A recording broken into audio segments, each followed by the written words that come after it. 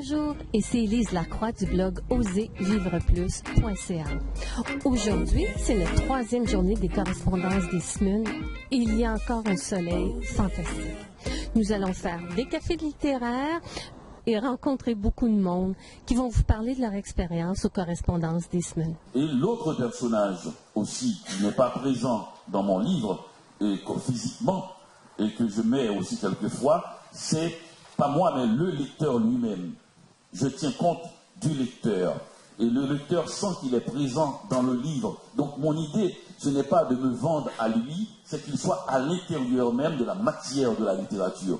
Je crois que tout cela, lié aux événements et que je raconte dans le livre, que ce soit l'exil, que ce soit la dictature, que ce soit la découverte d'une nouvelle ville, que ce soit les ingrédients enfin, tous ces ingrédients contemporains et que ce soit la culture contemporaine, on fait, même si disséminé dans le livre, on fait comprendre aux gens qu'il ne s'agit pas uniquement de ma trajectoire personnelle. Il s'agit de celle d'une époque peut-être. Nous avons donc 2 minutes pour saluer la ministre de la Culture d'abord, Madame Hélène David. Merci d'être venue.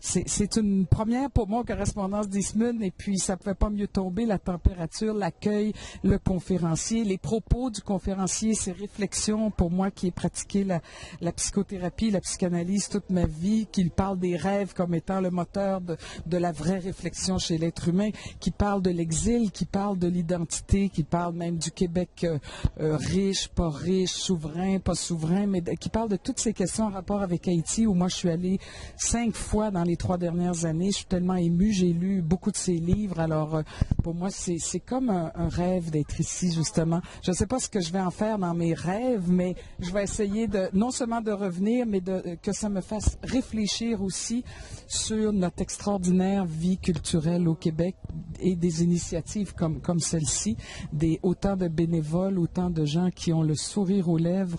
C'est vraiment ça qui est l'âme d'un peuple, vous savez. Et pour ceux qui ne sont pas encore venus aux correspondances, qu'est-ce que vous leur diriez pour les convaincre de venir l'année prochaine? Qu'il y a une atmosphère, dans le fond, comme Dany Laferrière l'a dit, une atmosphère qu'on vit peut-être quand on est seul le soir avec nous-mêmes puis qu'on lit un livre.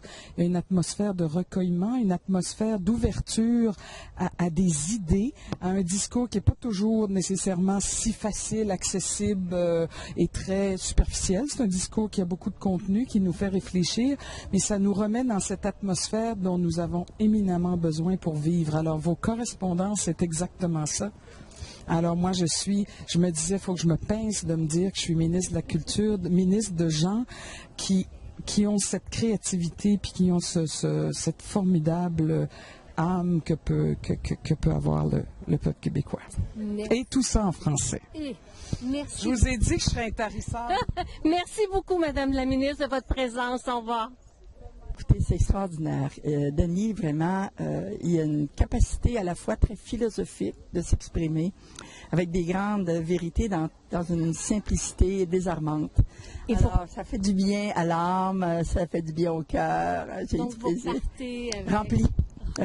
Que dire de plus? Hein? Merci beaucoup. Oui, alors, madame, dites-moi, comment vous avez trouvé ce café littéraire? Moi, j'ai adoré ça. Premièrement, l'animateur était bien animant. C'était pas banal. Il n'essayait pas de le coincer dans un piège. Et quant à M. Laferrière, j'ai un mot un peu québécois pour le dire, mais il n'est pas gnangnan.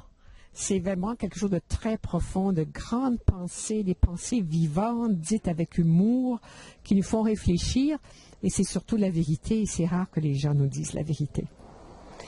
Et voilà, la journée est déjà terminée. Mais quelle belle journée et que de belles rencontres. C'était Élise Lacroix du blog oservivreplus.ca. Merci, au revoir et à demain.